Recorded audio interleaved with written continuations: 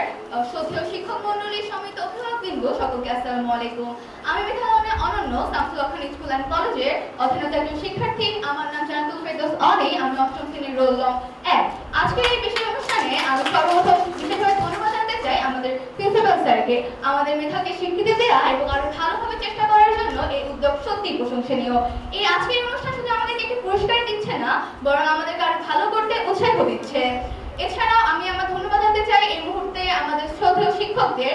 ক্লাসে হাজার রকম ভুলের পরেও তারা যেভাবে আমাদেরকে শুধরে দিয়েছেন, আমাদের উপর বিশ্বাস রেখেছেন, ভালো করার উৎসাহ দিয়েছেন, তার জন্য আমরা সত্যিই কৃতজ্ঞ। আর আমাদের অভিভাবক বাবা মা, তারা যদি আমাদের পরীক্ষার আগে সে মানসিক সাপোর্টটা না দিত, আজ আমরা হয়তোবা কেউ এখানে থাকতাম না।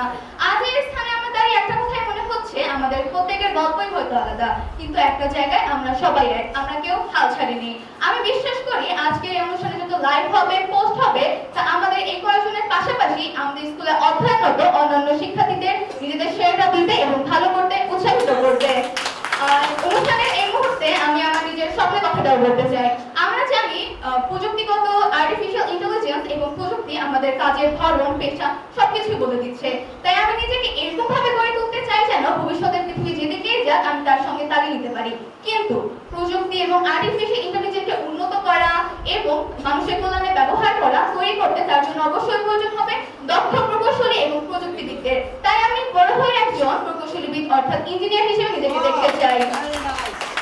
আমার কাছে সফলতা হলো নিজের স্বপ্নকে বাস্তবে পরিণত করা, নিজের শেয়ারটা দেওয়া এবং নিজের পছন্দ বেছে নেওয়া।